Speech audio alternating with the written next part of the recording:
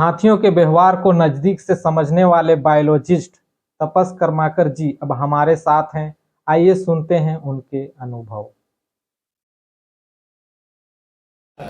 मैं तापस कर्माकर झारखंड राज्य के रांची जिले के एक ऐसे गांव का रहने वाला हूं जो अंतरराष्ट्रीय यानी इंटर स्टेट एलिफेंट कॉरिडोर में मौजूद है। और यही कारण है कि मुझे बचपन से ही हाथियों को देखने का मौका मिला और हाथियों से सीखने का मौका मिला।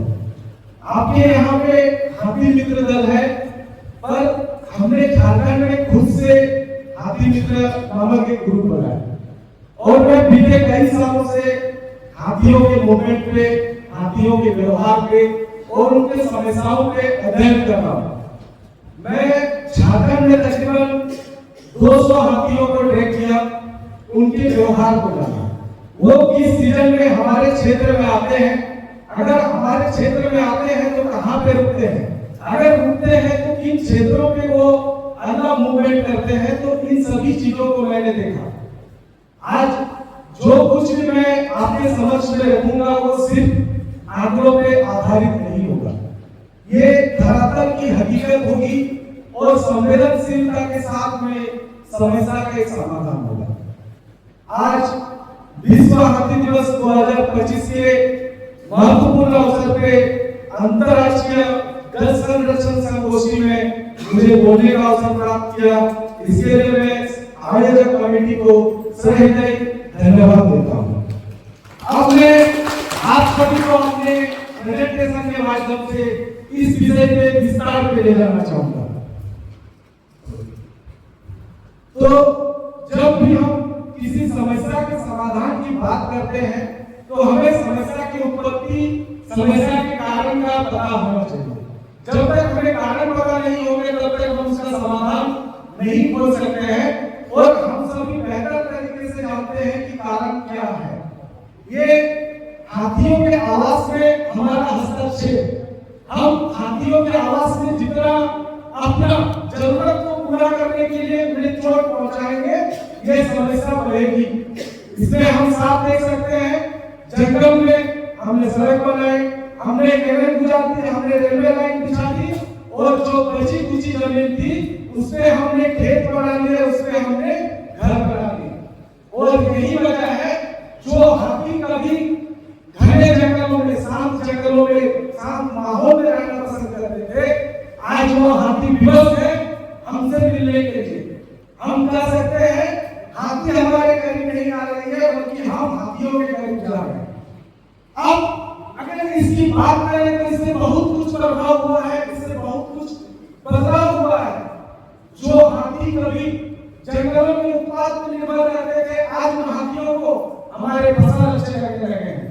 जिन हाथियों को पहले जंगल में फूल फल के गंध आकर्षित करते थे, आज उन हाथियों को हमारे सब्जियों की, हमारे फसलों की गंध आकर्षित करता है। और ये बदलाव सिर्फ इसलिए हुआ है क्योंकि हमने हाथियों के जो आवास थे उसमें हस्तक्षेप बढ़ाया। अगर हम बात करें इसके कारण की, तो महोदय मैं कहना चाहूंगा कि अभी सरकार के जितने भी अंग है वो आपस में बिखरे हुए हैं। हाथी को सिर्फ वन विभाग की जिम्मेदारी मानी जाती है और बाकी रेलवे हो, बिजली हो, शिक्षा हो, प्रशासन हो, किसी को कोई मतलब नहीं रखता है। और इसी से आज यह समस्या गहरा रही है।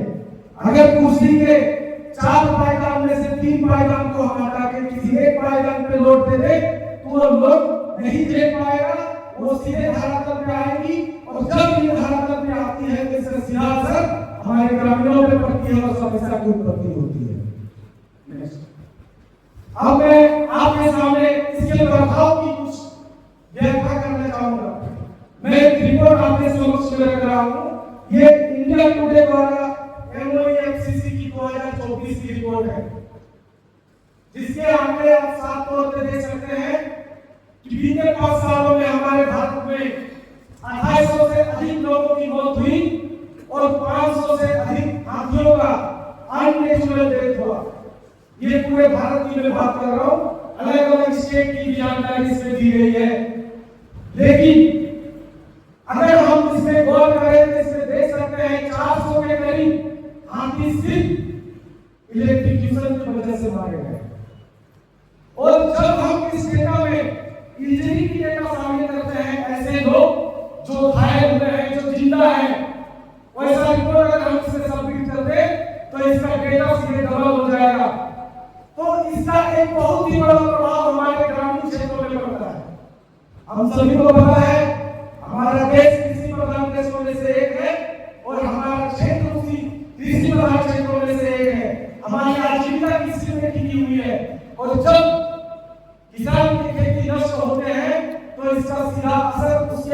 दुविधा में पड़ती है।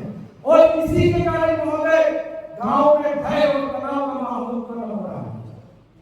मैंने उस माहौल को देखा है जब हाथी की सूचना मिलते ही लोग अपने घरों को छोड़ के परिवार के साथ में पलायन कर जाते हैं। मैंने उस माहौल को देखा है जब वन विभाग के गांव पहुंचते ही लोग आक्रोश में आ जाते हैं, कहीं पे सड़क काम करते हैं तो कहीं पे वन कार्यालय का घेराव कर देते हैं। इसका वजह सिर्फ ये प्रभाव है। इसका एक और प्रभाव पड़ा है हाथियों के ऊपर। जो हाथी कभी हमारे लिए कुछ नहीं हुआ करते थे, हमारे धार्मिक मान्यताओं से जुड़े हुए थे, आज उन हाथियों को एक विनाशकारी पशु के रूप में देखा जा रहा है। हमने पेपर में न्यूज़पेपर में पढ़ा या देखा होगा, हाथी का आतंक, हाथी से दहशत, ऐसे शब्दों का इस्तेमाल करके हाथी को एक विनाशकारी पशु के रूप में प्रदर्शित किया जा रहा है, सिर्फ इसी प्रभाव की वजह से। और यही एक कारण है महोदय कि वन विभाग के ऊपर में हमेशा ही दबाव बना रहता है, चाहे वो हाथी भगाने की हो, चाहे संसाधन बांटने की हो, चाहे कंपनसेशन बांटने की हो। और मेरा मानना है कि वन विभाग दिन रात ड्यूटी का कोई टाइम नहीं, दिन रात मेहनत करने के बाद भी सरकार से मिलने वाली तमाम सुविधाओं को बढ़ के खुद से लोगों तक पहुंचाती है। लेकिन लोगों में आज भी नाखुश और असंतोष की जो भावना है वो साफ दिखाई दे रही है। लाभ करने के बाद भी वन विभाग के कार्यों से लोग नाखुश नजर आते हैं। क्यों? क्योंकि ये जो आंकड़े हैं, ये आंकड़े दिन ब दिन बढ़ रहे हैं। अब अगर हम समाधान की बात करें तो मैं कोई किताबी बात आपसे नहीं करूंगा, क्योंकि मैं जमीनी स्तर से जुड़ा हुआ हूं और 2017 से मैं हाथियों पे अध्ययन कर रहा हूं। मैंने अलग अलग संस्थाओं के साथ में काम किया और उनसे प्रेरित होकर मैंने खुद से हाथियों का एक ट्रेकिंग सिस्टम बनाया। मैंने हाथी मित्र दल का गठन किया, ग्रुप बनाया और इसमें समाधान के लिए मैंने कुछ करना चाहा और आज आपके समक्ष में अपना डेटा पेश कर रहा हूं। ये डेटा मैंने झारखंड में जुटाया है, जिसमें ग्रीन डॉट हाथी की मौजूदगी और रेड डॉट जो है ये कैजुअलिटीज को दिखा रही है। इससे बहुत कुछ मुझे सीखने को मिला। सबसे पहली बात है कि जब हम देखिए तो हमें हाथियों की कॉरिडोर की जानकारी है। अभी तक हमारे दिमाग में यही रहता है कि जो दस्तावेजों में शामिल है वही हाथी की कॉरिडोर है, जिसे हम अपने ऑफिशियल रूप में जानते हैं। पर महोदय मैं जानना चाहूंगा कि हाथियों का व्यवहार कितना बदला है, हाथियों का कॉरिडोर कितना बदल चुका है कि अब कॉरिडोर से ज्यादा हाथी कॉरिडोर के बाहर होते हैं। और इसकी जानकारी अगर हमें चाहिए तो हमें हाथी को ट्रैक करना पड़ेगा। अगर हम हाथी को ट्रैक करते हैं तो हाथी के मूवमेंट की जानकारी होती है। आप लोगों ने देखा होगा कहीं पे हाथी का झुंड पहुंचता है तो दिन में एक जगह पर रुकती है और शाम ढलते ही झुंड छोटे छोटे टुकड़ों में बांट के अलग अलग गांवों में जाते हैं और आपका जो भी रणनीति होता है वो फेलियर हो जाता है। आपने देखा होगा पहले हम टॉर्च का उपयोग करते थे हाथी भगाने के लिए, अभी कुछ ऐसे ऐसे हाथी हैं जिनके ऊपर अगर आप टॉर्च दिखा दिए तो वो आपको दौड़ाएंगे। ये बदलाव आया है। पहले हमारे जो हाथी थे वो घर तोड़ते थे, पर अभी रिसेंटली आप देखेंगे कि अगर पक्के मकान है तो हाथियों को इतना पता चल चुका है कि पक्के मकानों की खिड़की और दरवाजे सबसे नाजुक है तो हम उसे ही तोड़ेंगे। कोई छोटा हाथी अंदर घुस के चावल के गोली को निकाल के बाहर कर देता है, बाकी सारे हाथी उसे खाते हैं। तो अगर हम ऐसे व्यवहार को जानना चाहते हैं तो हमें हाथियों के साथ में समय गुजारनी पड़ेगी, हाथियों को ट्रेक करना पड़ेगा। और अगर हम हाथियों को ट्रेक करते हैं महोदय तो हमें हाथियों के रास्ते में मौजूद बाधाओं का पता चलेगा। हाथियों के रास्ते में सिर्फ सड़क, रेलवे लाइन और बिजली की बाधा नहीं है। मैं आपको 2 इंसिडेंट बताता हूं झारखंड के बोकारो डिवीजन के गोमिया रेंज में 2023-24 के सेशन में एक हाथी कुएं में गिर के मारा गया। सारेकला डिवीजन के चांदी रेंज में 2024-23 में एक हाथी कुएं में गिर के मारा गया। लेकिन हमने तो कभी उस खुले कुएं को गौर किया ही नहीं। हम तो रेलवे में उलझे रह गए, हम तो रेलवे लाइट या फिर सड़क में उलझे रह गए, लेकिन हमने उस कुएं को गौर नहीं किया और आज 2 अनमोल चीज हमने खो दिए। अगर हमने उस कुएं को गौर किया होता तो इसलिए भी जरूरी है हाथियों को ट्रेन करना। साथ ही हाथियों को ट्रेन करके जो सबसे अच्छी बात मुझे लगी है कि मैंने अलग अलग जगहों पे जाने का मौका मिला, अलग अलग जगहों के लोगों से मिलने का मौका मिला, उनके तौर तरीके, उनके रहन सहन सीखने का मौका मिला। मैं इससे पहले भी छत्तीसगढ़ आया, छत्तीसगढ़ के धनंजय वन प्रमंडल में मैंने काफी समय बिताया 6 दिन में, और मेरे ग्रुप में अभी के वक्त में झारखंड, छत्तीसगढ़, उड़ीसा और पश्चिम बंगाल के 10,000 से ज्यादा लोग जुड़े हुए हैं। मैं आपके क्षेत्र के कुछ ऐसे युवा हैं जिनसे मैं जुड़ा हूँ, और अक्सर हम जानकारी शेयर करते हैं कि आज जिस हाथी को हमने यहाँ देखा उसका व्यवहार क्या है। अगर आपके क्षेत्र में जाए तो इसे किस तरह से आप टेकअप कर सकते हैं। जैसा कि अभी सर ने बताया कि हमारा गुमला वन प्रमंडल आपसे जुड़ा हुआ है। गुमला के चैनपुर क्षेत्र में सिंहपुर जंगल में 2-3 हाथी हमेशा करते हैं, और ये हाथी आपको मनोरा क्षेत्र में दिखाई देंगे। तो अगर हाथी अपने बाउंड्री को मान नहीं रहा है और एक जगह से दूसरे जगह जा रहा है, और राज्य की बाउंड्री में सीमित नहीं है, तो हमें भी अपने सोच को सीमित नहीं रखनी चाहिए। अगर हाथी हमारे वहां पे है, उसका जो भी व्यवहार है, उस व्यवहार को अगर हम आपको बताते हैं, आपके यहाँ के हाथी की व्यवहार अगर हमें पता चलती है, तो हम ज्यादा कुछ नहीं, लेकिन लोगों की मौत को हम हटाते हैं। खेती जो है, जो फसल है, उसे बचाना थोड़ा सा मुश्किल है, क्योंकि हाथी को हम भगा सकते हैं, हाथी के धूप को हम नहीं भगा सकते। तो वो प्रॉफिटिंग करेगा, लेकिन अगर हमने सतर्कता बरती, हमने आदान प्रदान किया, तो हम हाथियों से होने वाले जो झगड़े हैं उनको हम करा देंगे। इसी कड़ी में समाधान को खोजते हुए मेरे गांव में तरफ मैंने हाथी मित्र के तौर पे जहां भी हाथी की समस्या हुई उस गांव में गया, वहां के लोगों से मिला, उनसे बातें की, उनकी समस्याओं को जाना, उनकी समस्याओं को विभाग तक पहुंचाया और विभाग को डायरेक्ट उनके संपर्क में लाने का कोशिश की। बहुत से ऐसे गांव में महोदय सरकारी योजना तो दूर की बात है, सरकारी लोग भी अगर उनके पास में पहुंच जाते हैं तो उनके लिए बहुत बड़ी उपलब्धि होती है। मैंने अक्सर देखा हमारे गांव के लोगों को आवेदन भरने के बारे में पता नहीं होती है, आवेदन में क्या क्या कागजात लगते हैं इनके बारे में पता नहीं होता है, आवेदन की प्रक्रिया क्या होती है ये पता नहीं होती है। और इससे भी महत्वपूर्ण बात है कि बहुत सारी जगहों पे लोगों को हमारे फॉरेस्टर साहब किस दिन किस समय हमारे गांव में आएंगे, कैसे उनसे संपर्क करें, ये भी पता नहीं होता है, और इसी का फायदा बिचौलिए उठा लेते हैं। तो मैं निवेदन करूंगा, अगर हाथी प्रभावित क्षेत्र में वन संवाद केंद्र खोल के उसमें एक समय सारणी का तालिका स्थापित कर दिया जाए कि इतने तारीख को इस दिन हमारे फॉरेस्टर साहब आपके इस वन संवाद केंद्र में मिलेंगे, जहां पे आप अपनी सारी परेशानियों को रख सकते हैं, अपने आवेदन को रख सकते हैं, तो लोग सीधे तौर पर विभाग के साथ में जुड़ेंगे। और अगर ग्रामीणों को हमने अपने साथ कर लिया तो हमारे समस्या का 50% निदान मिल जाएगा। जैसा कि मैंने इससे पहले कहा, हाथियों के पहचान के बारे में बहुत जरूरी है। यहाँ आप अगर यूट्यूब देखते हैं तो आपको पता होगा, हमारे क्षेत्र में झारखंड में रामलाल नाम का एक हाथी बहुत ही फेमस है। उड़ीसा के लोग इसे जानते हैं रामलाल, वहां पे कुछ और हाथी है, भीमसिंह, बसंती। अब ये क्या है, हाथियों को हमने नाम क्यों दिया? हाथियों के व्यवहार को जानने के लिए। आपके यहाँ पे कोई हाथी है, जब तक आप उस हाथी के व्यवहार को नहीं जानेंगे तब तक हाथी से आप खुद का बचाव नहीं कर पाएंगे। कोई हाथी ज्यादा एग्रेसिव होता है, कोई हाथी गांव से दूर रहना पसंद करता है, कोई हाथी घर पर रहना पसंद करता है, किसी हाथी का टारगेट भी होता है कि लोगों को मारना है, कोई गाड़ी रोकने में ज्यादा रुचि दिखाता है। तो ऐसे हाथियों को हमें पहचान करना पड़ेगा। आप सभी अच्छे तरह से जानते हैं कि जो तस्कर हाथी होते हैं वो 2 रहते हैं। हमेशा अगर कहीं पे हाथी रुकेंगे, दांत वाले हाथी तो वो 2 हाथी होंगे, एक हाथी बड़ा होगा और एक हाथी थोड़ा सा उससे छोटा होगा। अब इसका क्या फंडा है?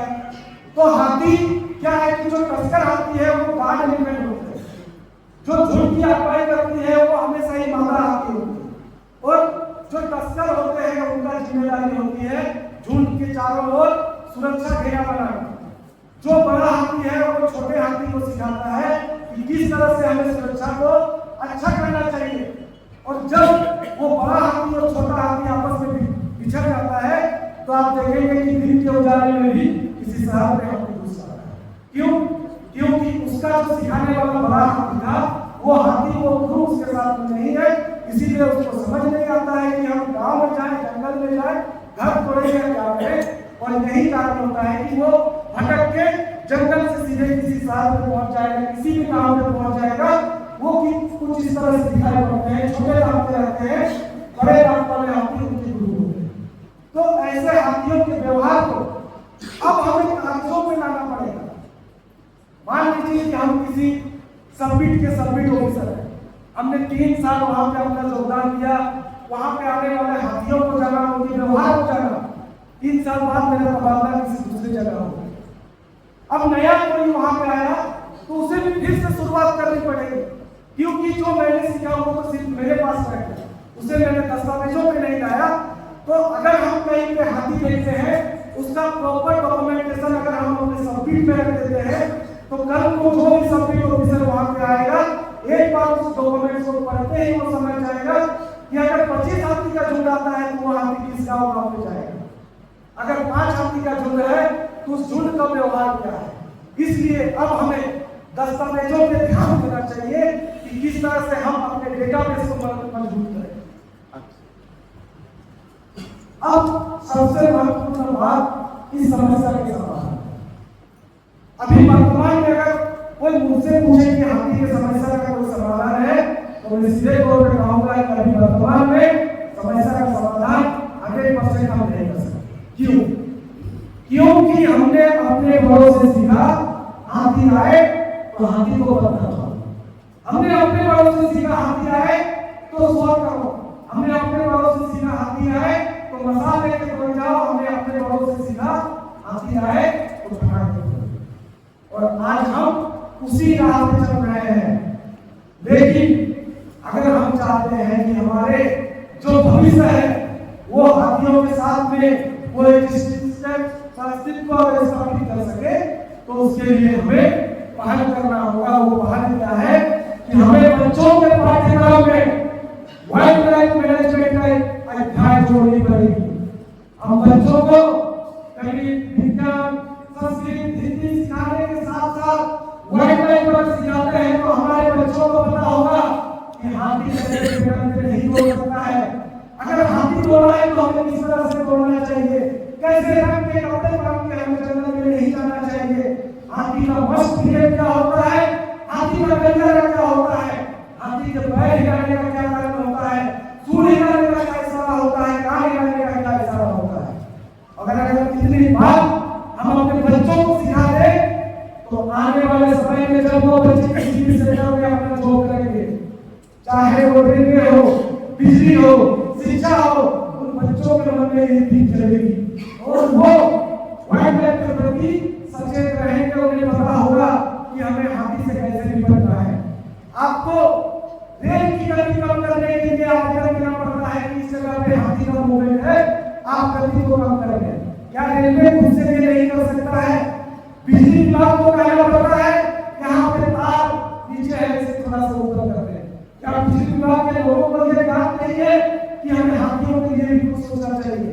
अगर एनएचआई सड़क बनाती है तो गाड़ी पड़ती है यहाँ पे एलिवेटेड पासेस दिया जाए, एनएचआई को इन सब बातों को याद करना चाहिए। और ये बदलाव तभी होगा जब हमारे बच्चे सीखेंगे हाथी से कैसे रहना चाहिए, तब जाके हमारा भविष्य हाथी के साथ में मिल के रह सकेगा और हमें जो अभी परेशानी है वो परेशानी नहीं मिलेगी।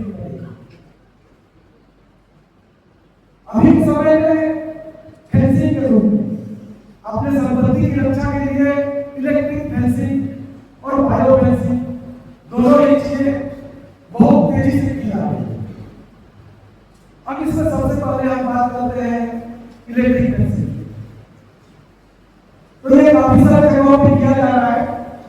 जब ये विभाग या संस्थान करती है तो उनके पास में पूरी टेक्निकल टीम होती है जो अच्छे से इसे करके देती है।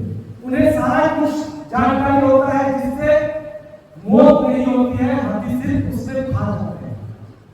लेकिन हमारे जो लोग हैं वो थोड़े से जुगाड़ों किस्म के हैं। हमने ये टेक्निक सिखाई। अब लोग क्या किए, सीधे तौर से नंगेदार अपने संपत्ति के चारों ओर घुमाना स्टार्ट किया। उसे उस स्टेबलाइजर से कोई लेना देना नहीं। उनके दिमाग में ये चला कि 220 वोल्ट का करंट हाथी को नहीं मार सकता, और उन्होंने किया महोदय, इसीलिए हाथियों के मौत में वृद्धि की जा रही है। तो हम किसी टेक्निक को ला रहे हैं तो उस टेक्निक को प्रॉपर तरीके से इंट्रोड्यूस करना जरूरी है। अगर हम नहीं कर पा रहे हैं तो ये हमारा फेलियर हो सकता है। अगर इसके हम कुछ वीडियोस देंगे, आप यूट्यूब पे देख सकते हैं, हाथी को इतना पता चल सकता है। आप 4-5 साल इलेक्ट्रिक फैंसी कर दीजिए, उसके बाद हाथी के बुद्धिमान है वो सीख जाएंगे उस इलेक्ट्रिक फैंसी को कैसे तोड़ा जाता है। वो दांत से, नाखून से, सूखी लकड़ी से, यहाँ तक कि उस खंबे को तोड़ के अपना रास्ता बना लेते हैं। क्यों? क्योंकि हाथी को पता चल जाता है कि हमारा जो दांत है, नाखून है, ये इलेक्ट्रिसिटी को कंडक्ट नहीं करता है। तो इसलिए भी इस फेंसिंग को हाथी ब्रेक करके आगे बढ़ते हैं, और इसी के रूप में अभी एक बायो फेंसिंग लाया गया है, जिसके कुछ रिपोर्ट्स नीचे मैंने दिखाए हैं, चाहे इसका विस्तृत आप पढ़ सकते हैं। बायो फेंसिंग में कुछ ऐसे कौन है लगाया जा रहा है जिनके गंध से हाथी को बहुत ज्यादा परेशानी होती है, वो उनसे दूर रहना चाहते हैं। ये मैंने आपके यहाँ भी देखा, काफी सारे जगहों पे लगा है सीजन।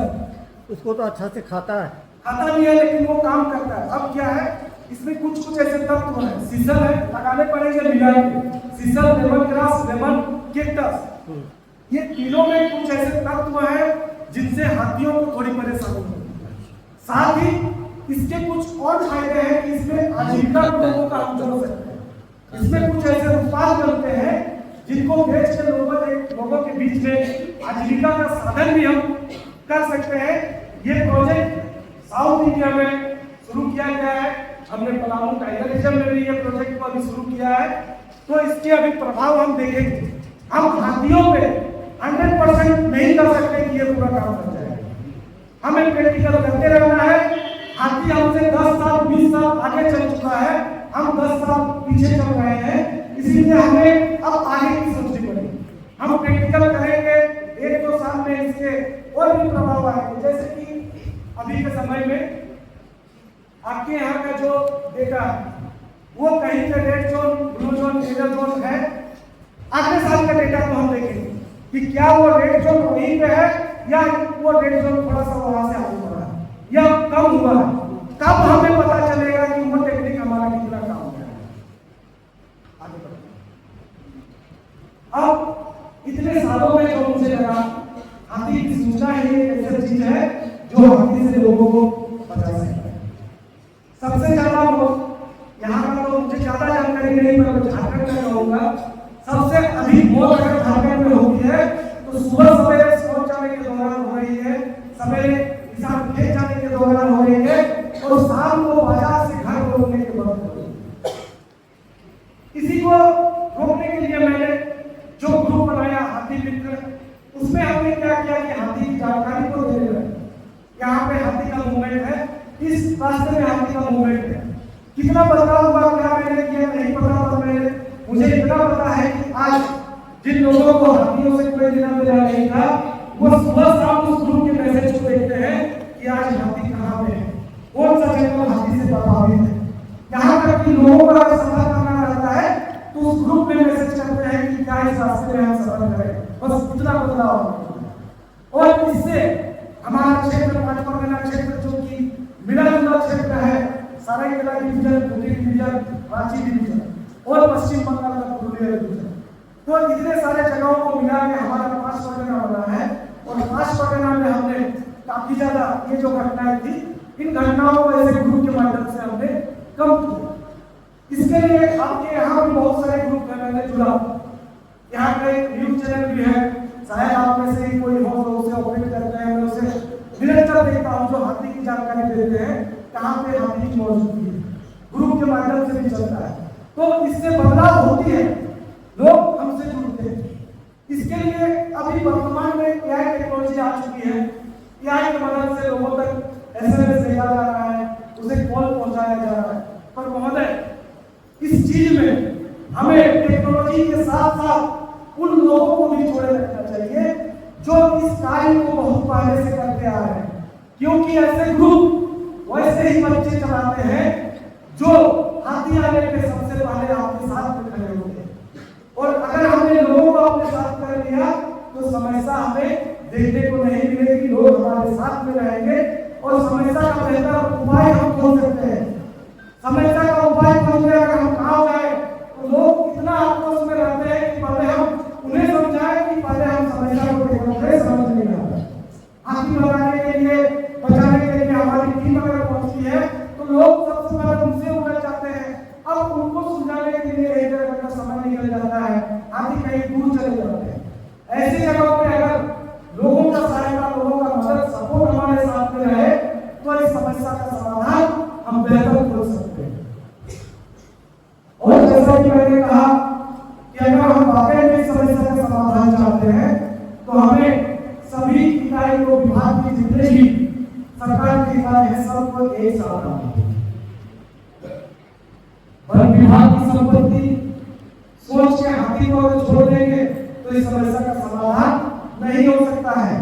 रेलवे को खुद से ज्ञान होना चाहिए कहां पे हमें स्पीड लिमिट करना है, बिजली को ज्ञान होना चाहिए कहां पे हमें बिजली के तार ऊंचे करने हैं, तो राजस्व विभाग को ज्ञान होना चाहिए कहां पे खुले कुएं हैं तो कुओं पे ढेर बनाना चाहिए, पथ निर्माण विभाग को ज्ञान होना चाहिए कहां पे लिमिट पास देनी है, और शिक्षा विभाग को ज्ञान होनी चाहिए कि हमें अपने बच्चों को किस तरह सिखाना है कि हाथी से वो बच सके। और अगर ये सब चीजों पे हम अमल कर ले तो मेरा मानना है कि आने वाले भविष्य में हम सब अस्तित्व पर स्थापित कर सकते हैं। मैं इतना ही कहकर अपने वाणी को विराम देता हूँ। साथ ही आपसे नम्र निवेदन करूंगा कि अगर सच में खुद को एक इंसान मानते हैं तो आज के बाद कभी हाथी के लिए दहशत और आतंक जैसे शब्दों का प्रयोग बिल्कुल न करें। धन्यवाद।